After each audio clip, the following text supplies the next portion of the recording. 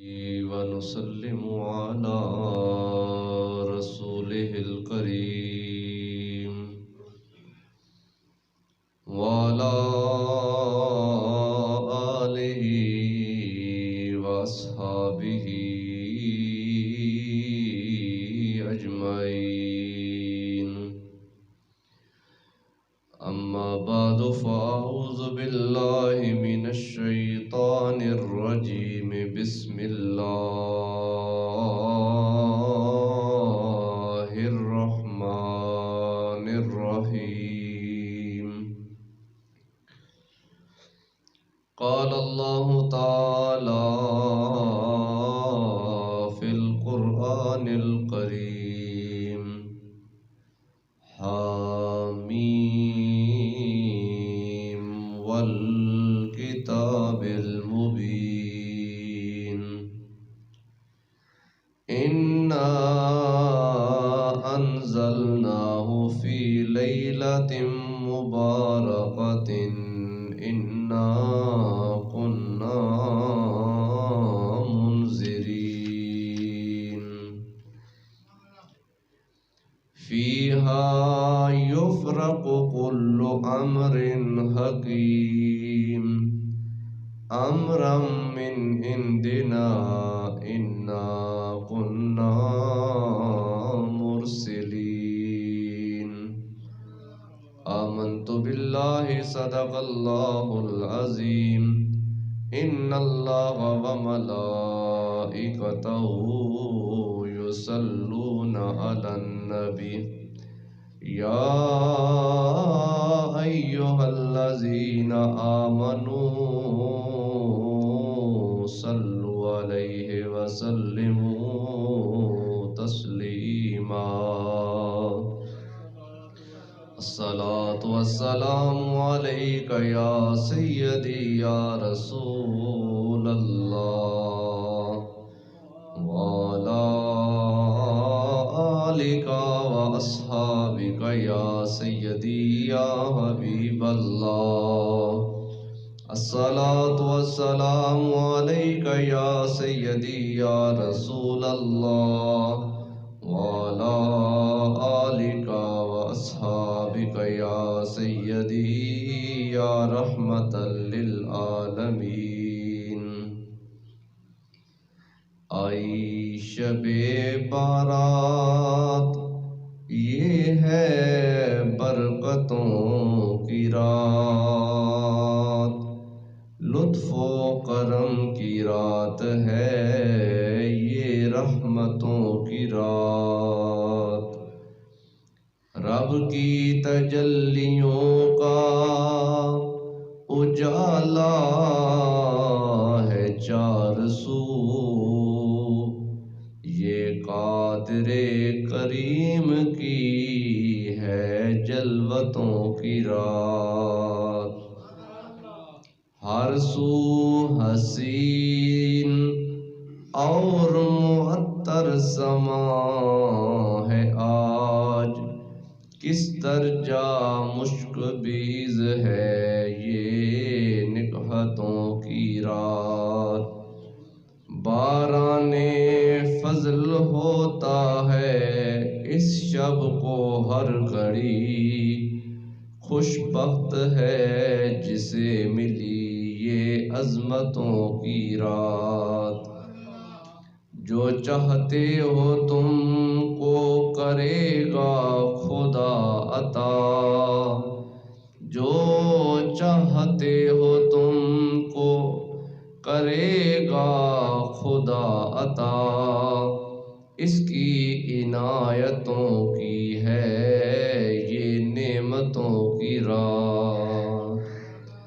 اللہ رب العالمین کی حمد و ثنا اور حضور پاک صاحب لاولاق احمد مجتبیٰ مکین گنبد خضرا جناب حضرت محمد مصطفیٰ صلی اللہ علیہ وآلہ وسلم کے دربار گوہربار میں درود و سلام کا نذرانہ پیش کرنے کے بعد قابل احترام بزرگوں اور دوستوں، آج 12 شعبان المعظم 1442 ہجری جمعۃ المبارک کا بابرکت دن ہے اس ماہ مبارک کی 15ویں شب کو شب برات کے نام سے جانا جاتا ہے۔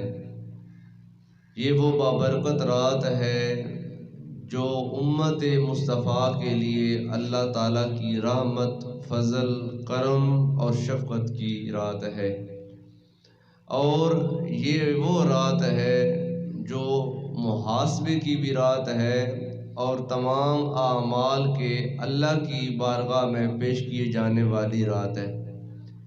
قرآن پاک میں سورہ دخان کی ابتدائی آیات بینات میں اللہ رب العالمین نے اس فلسفے کو بیان فرمایا۔ ارشاد باری تعالی ہے، حامیم والکتاب المبین۔ حامیم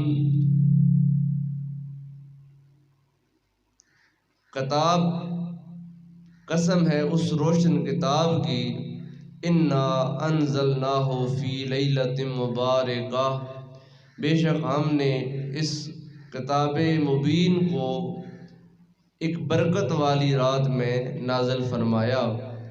انا کنا منذرین، اور بے شک ہم ہی ڈر سنانے والے ہیں۔ فیہا یفرق کل امر حکیم، اور اس رات میں ہر حکمت والے فیصلے کا اعلان کیا جاتا ہے۔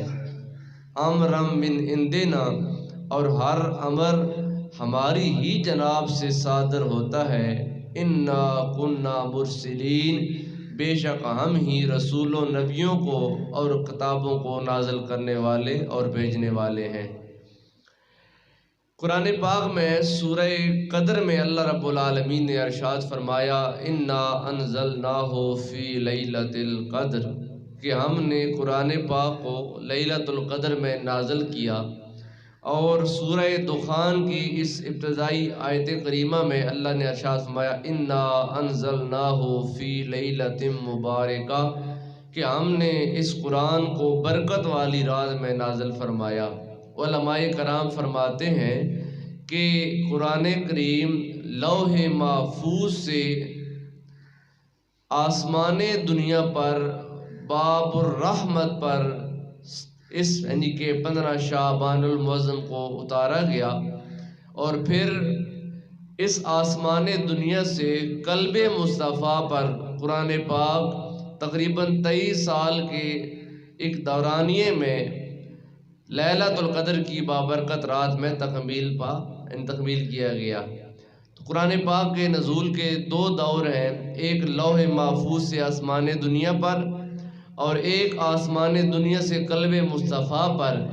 تو لوح محفوظ سے آسمان دنیا پر قرآن پاک کو اس ماہ مبارک شعبان المعظم کی 15ویں شب کو نازل کیا گیا، اور اس ہی رات میں اللہ تعالیٰ ہر حکمت والا اعلان ارشاد فرماتا ہے۔ اس لیے اسلام میں بعض مہینوں کو دوسرے مہینوں پر فضیلت حاصل ہے، بعض دنوں کو دوسرے دنوں پر فضیلت حاصل ہے، اور بعض راتوں کو دوسری راتوں پر فضیلت حاصل ہے۔ سب سے بابرکت رات لیلۃ القدر کی رات ہے، جو ماہ رمضان کی آخری طاق راتوں میں سے کوئی ایک رات ہے۔ 21، 23، 25، 27 اور 29 اس رات کو مخفی رکھا گیا تاکہ اہل ایمان ماہ رمضان کے اس آخری عشرے میں محنت کریں، جدوجہد کریں، کوشش کریں، اور اس رات کو تلاش کرنے کی کوشش کریں اور اللہ تعالیٰ کی عبادت کریں۔ فرمایا کہ وہ رات رمضان کے آخری عشرے کی طاق راتوں کے اندر رکھی گئی ہے، اور یہ جو رات ہے جس کو شب برات کے نام سے جانا جاتا ہے، عموماً لوگ اس کو شب بارات کہتے ہیں، لفظ بارات نہیں ہے، عربی کا لفظ ہے براعت۔ براعت کہتے ہیں نجات کو، چھٹکارے کو۔ یہ وہ رات ہے جس رات میں اللہ تعالی قبیلہ بنی کلب کی بکریوں کے بالوں کی تعداد سے زیادہ گنہگار مسلمانوں کو جہنم سے نجات عطا فرما کے جنت کا ٹکٹ عطا فرماتا ہے۔ یہ بابرکت رات اس ماہ مبارک کے اندر موجود ہے۔ حضرت اما عائشہ صدیقہ رضی اللہ تعالی عنہا آپ ارشاد فرماتی ہیں کہ آقا نعمت صلی اللہ علیہ وسلم کا اس رات میرے پاس قیام تھا، میری باری تھی کہ سرکار نے میرے پاس آرام فرمانا تھا۔ عشاء کی نماز ادا کرنے کے بعد سرکار میرے جب وہ حجرے میں تشریف لائے، رات کا ایک پہر گزرا، جب پچھلی رات کا وقت ہوا تو میری آنکھ کھلی، میں نے دیکھا کہ آقا کریم صلی اللہ علیہ وسلم اپنے بستر پر تشریف فرما نہیں ہے۔ میرے دل میں یہ خیال پیدا ہوا کہ شاید رسول اللہ صلی اللہ علیہ وسلم اپنی کسی اور زوجہ محترمہ کے پاس تشریف لے گئے ہیں، تو میں اپنے کمرے سے باہر نکلی، میں نے ایک کمرے میں جھانکا، سرکار تشریف نہیں فرماتے۔ اس طرح میں نے تمام مستورات، تمام ازواج مطہرات کے پاس جا کر علم معلوم کیا کہ آیا سرکار تمہارے پاس تو نہیں ہے۔ جب تمام نے لا علمی کا اظہار کیا تو میں سیدہ فاطمہ الزہرا سلام اللہ تعالی علیہ کے پاس پہنچی اور پوچھا کہ اے خاتون جنت، کیا آپ کے والد بزرگوار آپ کے پاس ہیں؟ تو آپ نے فرمایا کہ میرے پاس تو رسول اللہ تشریف نہیں لائے۔ تو میں حضرت علی اور حضرت فاطمہ الزہرا سرکار دو عالم کو ڈھونڈتے ڈھونڈتے جنت البقیع تک پہنچے، اور ہم نے دیکھا کہ آقا کریم صلی اللہ علیہ وسلم جنت البقیع میں حالت سجدہ میں اللہ کے حضور گر گرا رہے ہیں۔ ہمارے قدموں کی آہٹ کو محسوس کیا، سرکار نے سجدے سے سر اٹھایا اور سلام پھیرنے کے بعد سرکار نے پوچھا، اے عائشہ، کیا تم کو اس بات کا خوف تھا کہ میں تمہارے ساتھ خیانت کروں گا، کہ تمہاری رات تمہاری باری میں کسی اور کے پاس چلا جاؤں گا؟ آپ نے فرمایا، یا رسول اللہ، میرے دل میں یہ خیال پیدا ہوا تھا کہ شاید سرکار کسی اور کے پاس گئے ہیں۔ سرکار نے فرمایا کہ عائشہ ایسی بات نہیں ہے، کیا تم جانتی ہو کہ یہ رات کون سی رات ہے؟ میں نے کہا اللہ جانتا ہے یا اللہ کا رسول بہتر جانتا ہے۔ سرکار نے فرمایا یہ نصف شعبان کی رات ہے، یہ شعبان کی 15ویں رات ہے، اور جانتی ہو کہ اس رات کی کیا اہمیت ہے؟ یا رسول اللہ میں تو نہیں جانتی۔ سرکار نے فرمایا یہ وہ رات ہے جس رات میں اللہ تعالیٰ اپنی رحمت کے 300 دروازے کھول دیتا ہے، 300 دروازے کھول دیتا ہے، اور ہر اس بندے کو اللہ معاف کر دیتا ہے جس بندے نے اللہ کے ساتھ کسی کو شریک نہ ٹھہرایا ہو، جو مشرک نہ ہو، جو مسلمان ہو، اللہ ہر اس مسلمان کو معاف کر دیتا ہے۔ مگر پھر سرکار نے آگے کچھ گناہ گاروں کی تخصیص فرمائی، فرمایا جو جادوگر ہے، جادوگر معاف نہیں کیا جائے گا، جو مصر علی الزنا، زنا کا جو عادی ہے وہ معاف نہیں کیا جائے گا، مدمن الخمر، جو شراب کا عادی ہے وہ نہیں معاف کیا جائے گا، وعقوق الوالدین، جو والدین کا نافرمان ہے وہ نہیں معاف کیا جائے گا۔ پھر سرکار میں کاہن معاف نہیں کیا جائے گا، جو ہاتھ دے کر لوگوں کی تقدیریں بتاتا ہے۔ پھر سرکار نے فرمایا کہ جو چغل خور ہے وہ معاف نہیں کیا جائے گا، اور سرکار نے فرمایا وآکل الربا، جو سود خور ہے وہ معاف نہیں کیا جائے گا۔ ہاں یہ جو تمام گناہ گار جن کا میں نے کہا، اگر یہ اللہ کے حضور سچی توبہ کریں، سچی توبہ کرنے کے بعد اللہ تعالیٰ ان کو معاف فرمائے گا۔ اگر وہ توبہ نہیں کرتے تو اس رحمت اور برکت والی رات میں بھی ان پر اللہ تعالیٰ اپنی رحمت کا صاحبان نہیں نازل فرمائے گا۔ یہ وہ برکت رات ہے جس رات میں اللہ تعالیٰ اپنی شان قدرت کے ساتھ آسمان دنیا پر تشریف لے آتا ہے۔ یہ آسمان دنیا جو ہم اپنی آنکھوں کے ساتھ دیکھتے ہیں، اس کو آسمان دنیا کہتے ہیں۔ اللہ تعالیٰ عصر کے وقت غروب آفتاب سے کچھ وقت پہلے آسمان دنیا پر تشریف لاتا ہے اور اپنے اس اہل ایمان امت پر اپنی رحمت کا صاحبان نازل فرماتا ہے، اور اللہ تعالیٰ فرماتا ہے تم میں سے کوئی ہے مجھ سے معافی مانگنے والا کہ وہ اپنے گناہوں پر نادم ہو اور میں اس کی گناہوں کو معاف کر دوں؟ کوئی ہے تم میں سے مجھ سے سوال کرنے والا دین کا، دنیا کا، اولاد کا، مال کا، کہ میں اس کے دامن کو اپنی رحمت سے مالا مال کر دوں؟ سرکار نے فرمایا اللہ تعالیٰ اپنی شان قدرت سے اس رات میں منادی کرتا ہے، اور یہ سلسلہ طلوع فجر تک جاری رہتا ہے، طلوع فجر تک یہ سلسلہ جاری رہتا ہے۔ سرکار نے فرمایا عائشہ اس ایک رات میں قبیلہ بنی کلب عرب کا ایک بہت مشہور قبیلہ تھا، اور ان کا ریوڑ اتنا تھا کہ پورے عرب میں مشہور تھا کہ ان کے ریوڑ کی تعداد کا کسی کو علم نہیں تھا۔ اتنا بڑا ریوڑ ان کے پاس موجود تھا قبیلہ بنی کلب کے پاس۔ سرکار نے اللہ کی رحمت کا جب ان کے اپنی امت کو تعارف کرانا چاہا، فرمایا کہ ایک بکری کے اوپر تم بال نہیں گن سکتے، جس قبیلے کی بکریاں ہی نہ گنی جا سکتی ہوں، اس قبیلے کی بکریوں کے جسموں پر جو بال ہیں ان بالوں سے زیادہ گناہگاروں کو اللہ تعالیٰ اس ایک رات میں جنت عطا فرما دیتا ہے۔ لیکن شرط یہ ہے کہ وہ اس رات میں اللہ کے حضور حاضری دیں، اس رات میں اللہ کے حضور جھکیں۔ ہم لوگ عموماً یعنی کہ یہ بات سننے میں آتی ہے کہ جی 29 تاریخ کو جی عید والا دن ہے۔ یہ عید والا دن نہیں ہے۔ عید اہل ایمان کے لیے اللہ تعالیٰ نے دو وضع کی ہیں، ایک عید الفطر ہے اور ایک عید الاضحیٰ ہے۔ یہ وہ دو عیدیں ہیں جس میں ہم نماز عید ادا کرتے ہیں اور ہم اس دن کو اپنی خوشی کے ساتھ مناتے ہیں۔ آگے جو میلاد مصطفیٰ ہے، عید میلاد النبی، اس لیے بابرکت دن ہے کہ اس دن میں اللہ تعالیٰ کے محبوب جناب نبی آخر الزمان اس کائنات میں تشریف لائے اور آپ کے ہی قدوم میمنت لزوم کے ساتھ، آپ کی برکت کے ساتھ اللہ تعالیٰ نے اہل ایمان کو عید الفطر عطا فرمائی اور عید الاضحیٰ عطا فرمائی۔ وہ ذات جس کی برکت سے ہم کو عید الفطر اور عید الاضحیٰ نصیب ہوئی، ہم اس کی یا وہ ولادت کی بابرکت گھڑی کو خوشی کے ساتھ مناتے ہیں۔ لیکن جب وہ عید الاضحیٰ وہ یہ جو رات ہے یہ انسانوں کے لیے عید کی رات نہیں ہے، یہ ہے عید والی رات، لیکن اس عید کا تعلق انسانوں کے ساتھ نہیں ہے۔ سرکار نے فرمایا اللہ نے انسانوں کے لیے، مسلمانوں کے لیے 2 دن عید والے بنائے ہیں، اور فرشتوں کے لیے اللہ تعالیٰ نے 2 راتیں عید والی بنائی ہیں۔ یہ رات جو 15 شعبان والی رات ہے اور ایک لیلۃ القدر والی رات ہے جو رمضان کے آخری عشرے میں ہے، فرمایا یہ 2 راتیں فرشتوں کے لیے عید کی راتیں ہیں۔ فرشتے چونکہ سوتے نہیں ہیں، ہم انسان رات کو سو جاتے ہیں، غفلت کی نیند کا شکار ہو جاتے ہیں، اور ہم غفلت کی نیند میں جب وہ غافل ہو جاتے ہیں، فرشتے رات کو غافل نہیں ہوتے۔ اللہ نے دن والا یعنی کہ عید کا ٹائم ہمارے لیے مختص کیا تاکہ اہل ایمان دن کے وقت عید کو سیلیبریٹ کریں، منائیں، خوشیاں، اور ایک دوسرے کے ساتھ جب وہ ملیں اور ایک دوسرے کے خوشی غم کو بانٹیں۔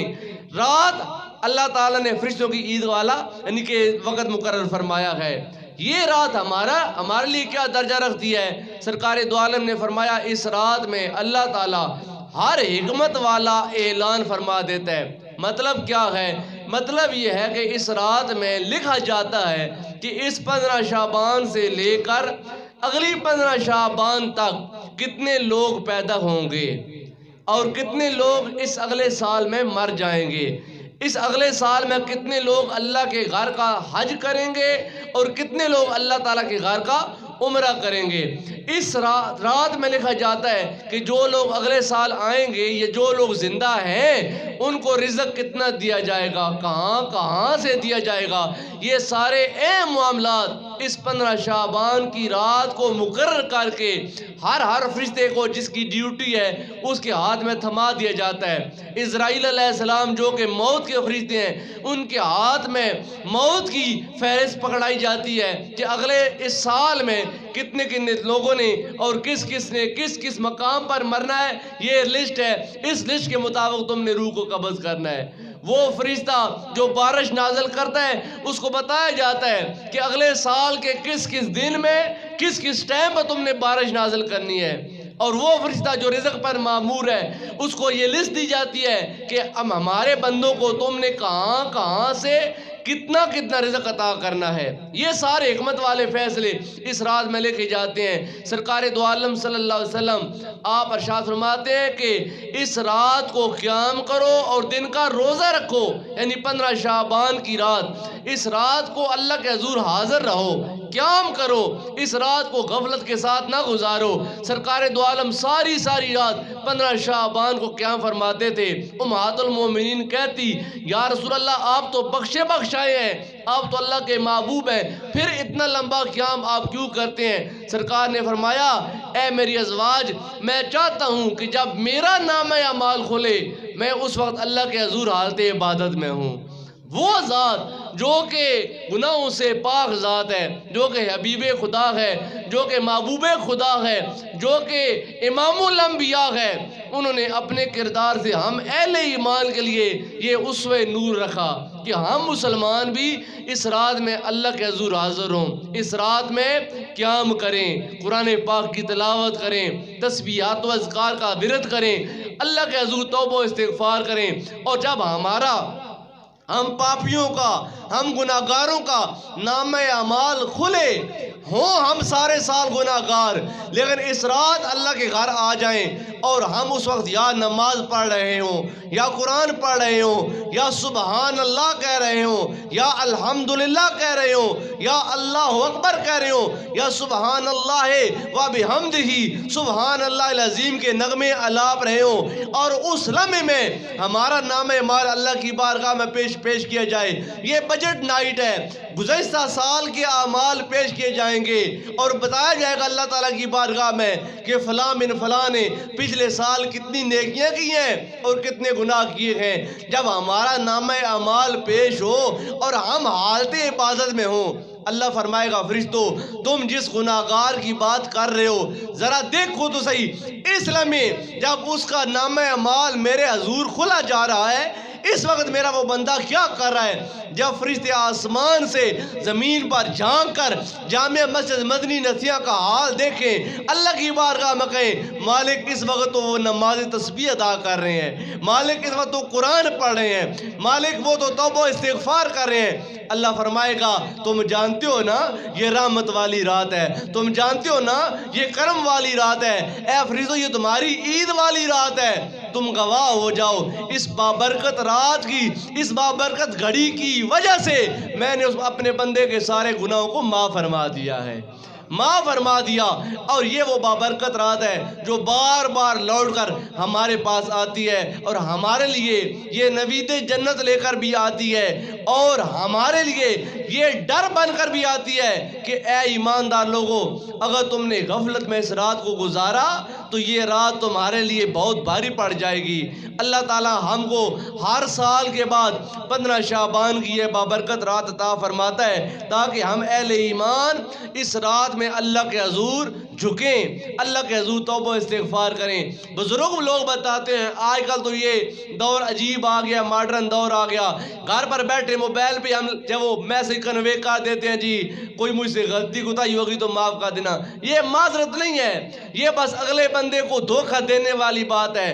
معذرت وہ ہوتی ہے جب بندہ بندے کے منہ پر جائے، جس کا جرم کیا ہوا ہے، جس کے ساتھ ناانصافی کی ہوئی ہے، اس بندے کے منہ پر کھڑا ہو کر بندہ کہے کہ یار میں نے تیرے ساتھ زیادتی کی تھی، آج رات میرے اعمال اللہ کے حضور پیش ہونے ہیں، مجھ کو معاف کر دے، کہیں ایسا نہ ہو کہ وہ جرم اللہ تعالیٰ کی نگاہ میں آئے اور مجھ کو شرمندگی ہو۔ بزرگ بتاتے ہیں کہ جب یہ 15 شعبان کی رات آتی تھی تو 14 شعبان کے دن کو لوگوں کے گھر جایا کرتے تھے، لوگوں کو ملا کرتے تھے، ان سے اپنے گناہوں کی معافی کروایا کرتے تھے۔ یار کوئی میں نے تم کو برا بول دیا ہو، کوئی برا کہہ دیا ہو تو مجھے معاف کر دینا، لیکن آج ہمارے اس دور میں ایسا نہیں کیا جاتا۔ ہم لوگ کہتے ہیں جی کہ میسج کر دیں، اور میسج ایک لکھ کر ہم 100 بندے کو فارورڈ کرتے ہیں اور ہم کہتے ہیں کہ ہم نے معافی لے لی ہے اور ہم کو معافی مل گئی ہے۔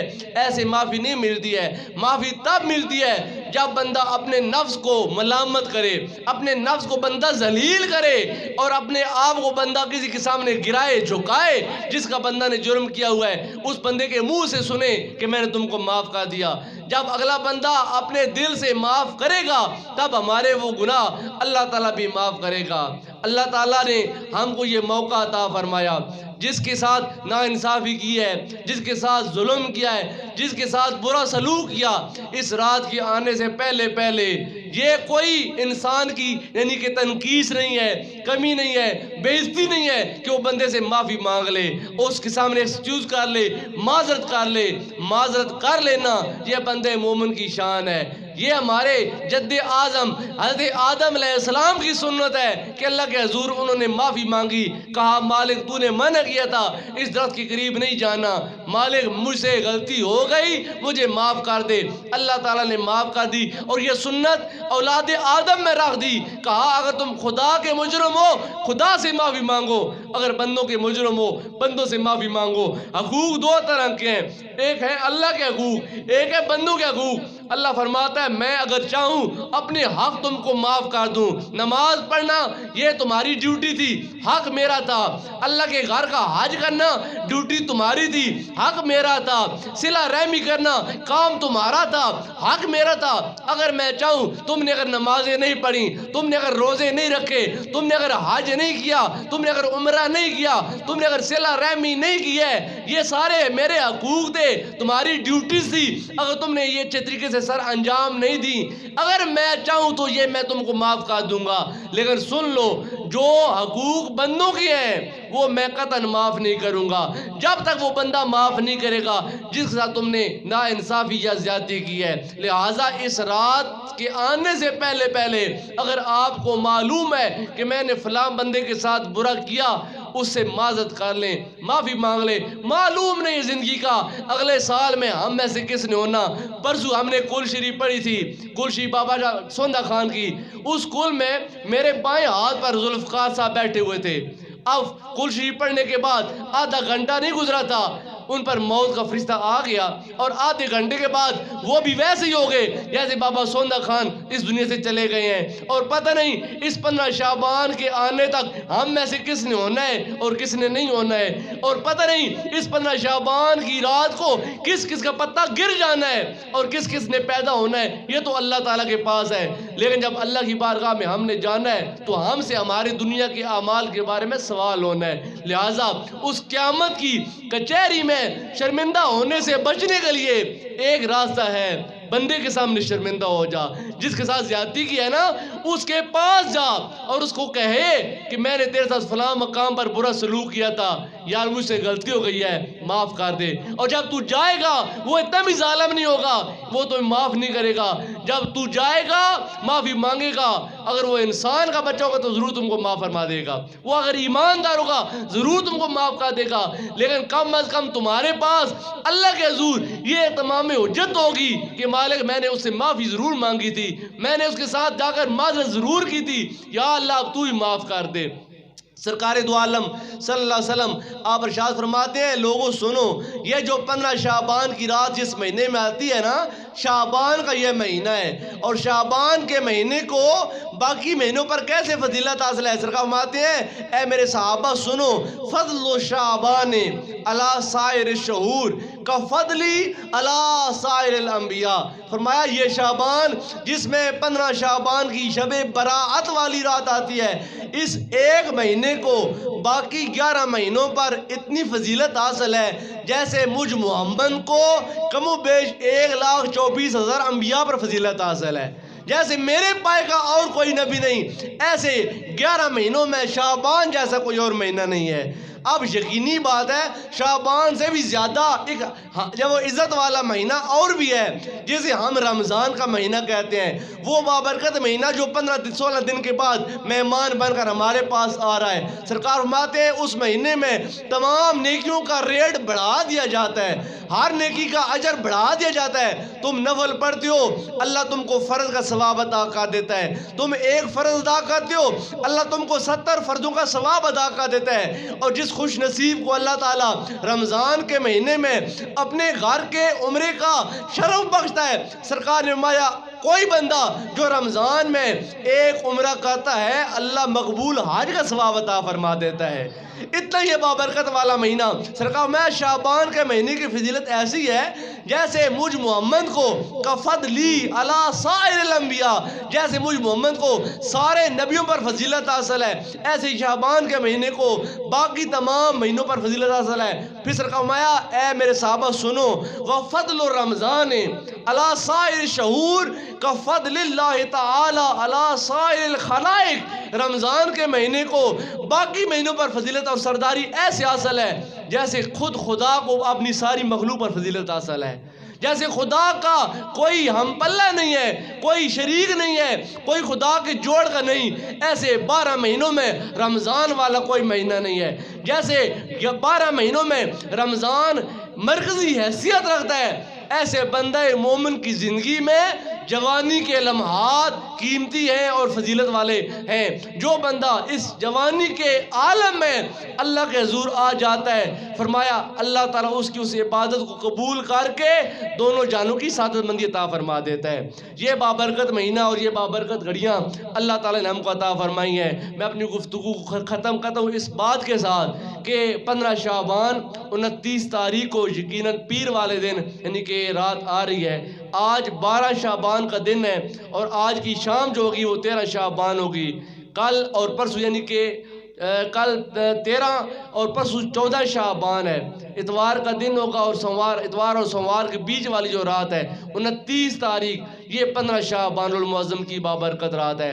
اس رات کو اپنے لیے غنیمت سمجھیں، اس رات کو اپنے لیے اللہ تعالیٰ کا ایک انعام سمجھیں۔ اگر ہم میں سے کوئی بھی بندہ اس رات تک زندہ رہے، اس رات کو ضرور اللہ کے حضور حاضر ہو، اس رات کو اللہ کے حضور معافی مانگیں، اپنے گناہوں پر نادم ہو، شرمندہ ہو، اور جس کے ساتھ زیادتی کی ہوئی ہے، ناانصافی کی ہوئی ہے، اس سے معذرت کریں، کیونکہ ہم سب کے اعمال اس رات میں اللہ کے حضور پیش ہونے ہیں۔ پچھلے سال جو کچھ ہم نے کیا اللہ کے حضور پیش ہونا ہے۔ اگر ہمارے اعمال میں کچھ گراوٹ بھی ہوئی اور اس لمحے ہم اللہ کے حضور حاضر ہوں گے، اللہ اس حاضری کی برکت سے اس سال کے گناہوں کو معاف کر دے گا اور آنے والا سال ہمارے لیے یمن و برکت کا سبب ہوگا۔ اس رات میں اللہ کے حضور دعائیں کی جاتی ہیں، اللہ سے معافی مانگی جاتی ہے اور آنے والے سال کے لیے رحمت کی دعا کی جاتی ہے کہ یا اللہ آنے والا سال ہم سب کے لیے رحمت کا پیغام لے کر آئے۔ اللہ ہم سب کو حیات خضر دے، ایمان کی روشنی میں، اسلام کی روشنی میں۔ اللہ ہم سب کو بیماریوں سے بچائے۔ اللہ تعالیٰ اس رات کی برکت سے ہم سب کو وبائی امراض سے بچائے۔ اس وقت دنیا کرونا وائرس جیسے مولک مرض کے ذات کے اندر ہے۔ اس رات میں دعا کریں اللہ عالم اسلام کو خصوصاً اور پورے دنیا کو عموماً اس وبائی مرض سے بچائے، کیونکہ انسان وہ اللہ کی بارگاہ کا محبوب ترین بندہ ہے، لہٰذا انسانیت کے لیے بھلائی کی دعا مانگنا یہ انسان کا وتیرہ اور شان ہونی چاہیے۔ لہٰذا اس رات کو غنیمت جانیں اور اللہ کے ضرور حاضر ہوں۔ انشاءاللہ تعالی ہم بھی